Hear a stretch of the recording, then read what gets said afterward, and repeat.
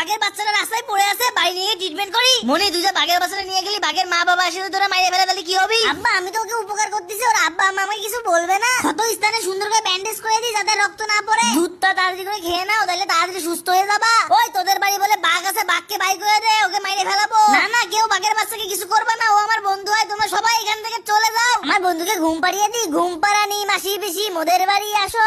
ওই যে সামনে আমাদের বাচ্চাকে দেখা যায়, বাচ্চাকে নিয়ে জঙ্গলে চলে যাবো। আরে বাবারে, পালা তাড়াতাড়ি, বাঘ আসতেছে, এখান থেকে পলাই।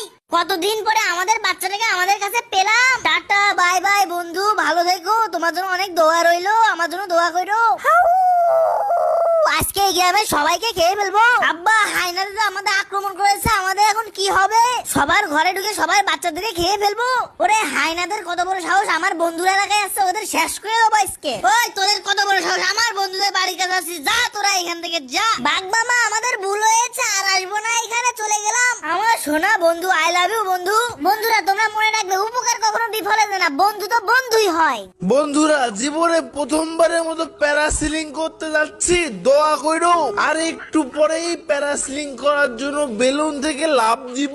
আহা কি আনন্দ, আকাশে বাতাসে। এখন প্যারাশুটের দড়িটা খুলে দিই, আকাশটা এত কাছ থেকে দেখতে পেরে মনটা ভরে গেল। বন্ধুরা তোমাদের দোয়া